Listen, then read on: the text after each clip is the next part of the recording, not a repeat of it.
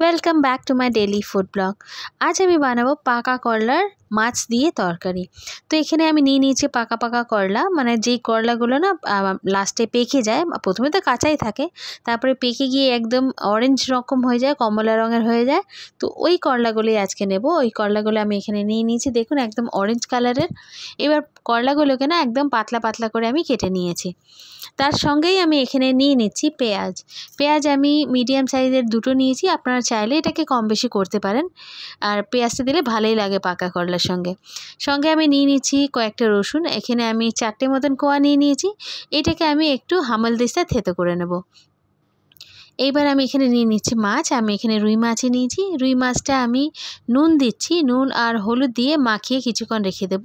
আপনারা চাইলে এখানে কাতলা মাছ, মানে ছোটো মাছও নিতে পারেন, বড় মাছও নিতে পারেন। কড়াইতে এবার তেল দিয়ে দিলাম। তেল এখানে আমি সর্ষে তেলই ব্যবহার করলাম। এবার তেলটা যেই একটু গরম হয়ে আসবে, মাছগুলো আমি একে একে করে দিয়ে দেবো। যে মাছগুলো আমি নুন হলুদ মাখিয়ে রেখেছিলাম, দিয়ে মাছগুলোকে এবার আমি হালকা ব্রাউন করে ভেজে নেব। মাছগুলো বেশ ভালো করেই ভাজতে হবে। এখানে মাছটা দেওয়ার সঙ্গে সঙ্গে পাল্টাবার চেষ্টা করবে না, নরম আছে মাছটা, নয়তো মাছটা পুরো ভেঙে যাবে। তো মাছটা 2-3 মিনিট একটু ওয়েট করার পরে মাছগুলো সব আমি উল্টে দেবো। দেখতে পাচ্ছেন মাছের একদিকটা কি সুন্দর গোল্ডেন ব্রাউন হয়ে এসছে। তো এবার অপর দিকে আমি পাল্টে নিচ্ছি, যাতে অপর দিকটা বেশ সুন্দর গোল্ডেন ব্রাউন হয়ে যায়। তো দেখুন আমি ওই মানে মাছের উল্টো দিকটাও একটু উল্টে দিয়ে চেক করে দেখলাম।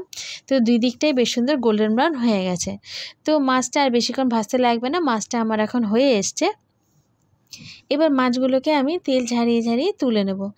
যেই তেলটা বাঁচবে, এই তেলটার মধ্যেই আমি করলা তরকারিটা বানাবো।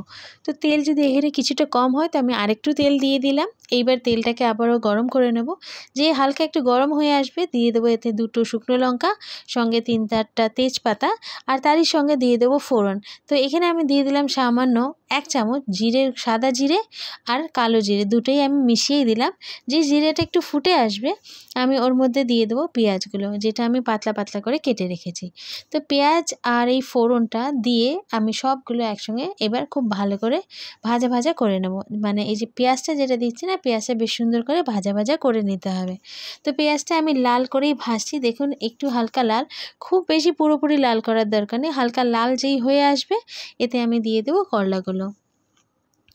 করলাগুলো আমি শুধু করলা পেকে গেছে পুরোটা, তো ভিতরে যে দানাগুলো হয়েছে না, লাল লাল দানা, যারা দানা খেতে চান তারা এর মধ্যে দানাগুলো দিয়ে দিতে পারেন।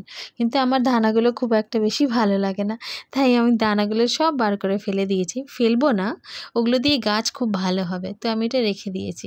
তো এইবার আমি করলাটা বেশ সুন্দর করে পেঁয়াজটার সঙ্গে ভালো করে ভেজে নেব।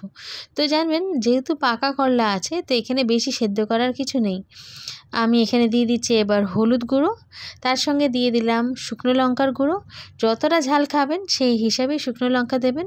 দিচ্ছি আমি সামান্য সাদা জিরে গুঁড়ো, মানে এই জিরেটা হালকা ভাজা। তো আমি একটু জল দিয়ে দিলাম, কারণ সব মশলাগুলো শুকনো আছে, আমি যদি জল না দিই তাহলে এরকম করে ভাজলে না মশলাটা একটু জ্বলে যাবে। তো একটুখানি জল দিয়ে দিলাম ওতে। তো দেওয়ার পরে এবার সব করলাগুলোকে আমি নাড়াচাড়া করে রেখে দিয়েছি। এবার এতে দিয়ে দিচ্ছি স্বাদ মতো নুন। আবারও আমি নাড়াচাড়া করে নুনটা এই করলার সঙ্গে খুব ভালোভাবে মিশিয়ে নিচ্ছি। তো এই যে মশলাগুলো সব আমি এখন দিয়ে দিয়েছি, এই সব মশলাগুলোর সঙ্গে এই করলাটাকে এবার আমি হালকা ভাজা ভাজা করে নেব।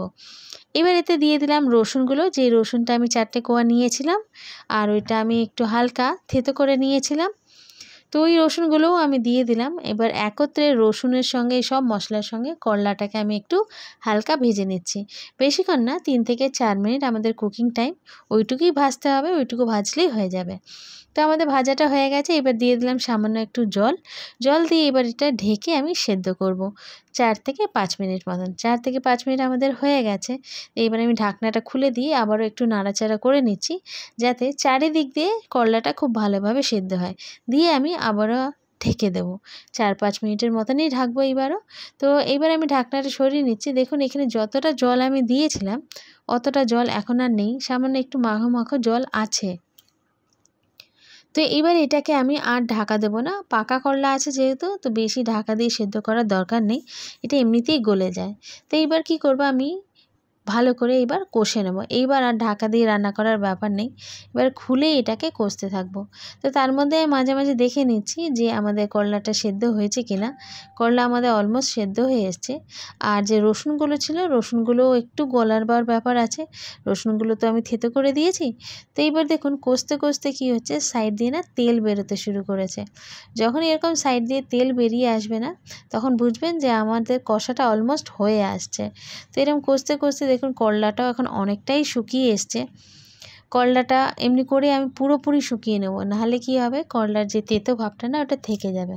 তো আমাকে এইভাবে কষিয়ে নিতে হবে। আমি এইভাবে কষেও যাচ্ছি যাতে করলাটার তেতো ভাবটাও চলে যায়, আর করলার মধ্যে যে জলটা আছে মানে গ্রেভি গ্রেভি মাখো মাখো ভাবটা আছে ওইটাও যেন কেটে যায়। তো আজকে আমি করলার ঝোল এমনি এক্স্যাক্টলি বানাবো না, আজকের তরকারিটা শুকনোই বানাবো, কারণ পাকা করলা আছে তো এটাকে আর ঝোল বানাবো না। আজকে একদম মাখা মাখা তরকারি বানাবো। যদি আপনারা কেউ এটাকে ঝোল খেতে চান তাহলে জল দিয়ে ঝোল বানাতেই পারেন। তো এটা এখন না, ঝোল বানাতে গেলে একদম লাস্টের দিকে করতে হবে, যতক্ষণ না আমার কষানো হয়ে যাচ্ছে। দেখেন আমার কষতে কষতে আমি যতক্ষণ বলছিলাম কলাটা আমাদের অনেকটাই শুকিয়ে এসছে এইবার। তো এইবার আর বেশিক্ষণ না, আর 3-4 মিনিট এটাকে নাড়াচাড়া করব, আর একটু শুকিয়ে নেব যাতে মশলাটা খুব ভালোভাবে একদম কষা হয়ে যায়। তো দেখুন আমাদের কষা এখন অলমোস্ট হয়ে এসছে, 3-4 মিনিট অলমোস্ট হয়ে গেল, আর সবগুলোই একদম শুকিয়ে এসছে, কলাটা বেশ মাখা মাখা হয়ে গেছে, কড়াইতে ধরেও যাচ্ছে, আমি মাঝে মাঝে ছাড়িয়ে নিচ্ছি। অনেকে আছেন যে পাকা করলা খেতে ভালোবাসেন না, কিন্তু একবার করে দেখবেন পাকা করলা দিয়ে খুব ভালো হয়। করলাটা ভালো করে কষা আমাদের এখন হয়ে গেছে। তো এটাকে আর কষানোর প্রয়োজন নেই, জল দেখুন একদমই শুকিয়ে গেছে, আর শুকাবার কিছুই নেই। তো এইবার এতে আমরা অ্যাড করে দেবো মাছগুলো, যেই মাছগুলো আমরা আগে থেকে ভেজে রেখেছিলাম। তো এই মাছগুলোই এখন এতে একে একে করে দিয়ে দেবো। মাছটা দেওয়ার পরে আমি সব মাছই দিয়ে দিলাম। মাছটা দেওয়ার পরে এবার মাছগুলো সবগুলো একসাথে আমি হালকাভাবে নাড়াচাড়া করব। খুব মানে জোরে যদি ঘেঁটে নাড়াচাড়া করি তাহলে কী হবে, মাছগুলো পুরোপুরি ভেঙে যাবে। এইবার মাছের সঙ্গে এই করলাটাকে ভালো করে কষিয়ে নেব। বেশিক্ষণ লাগবে না, এখানে জাস্ট মাছের সঙ্গে এই জন্যে কষানো যাতে মাছের ফ্লেভারটা আমাদের করলার সবজিটার মধ্যে খুব ভালোভাবে চলে আসে। আর মাছের মধ্যেও এই যে করলার যে মশলা দিয়ে আমরা এতক্ষণ ধরে যে কষলাম, তো করলার যে ফ্লেভারটা সেটাও যেন মাছের মধ্যে চলে আসে। তো এটা করতে গিয়ে দেখবেন মাঝে মাঝে আমাকে একদম কড়াইটা খুব ভালো করে একদম পরিষ্কার করে নিতে হচ্ছে, কারণ তলায় ধরে যাচ্ছে।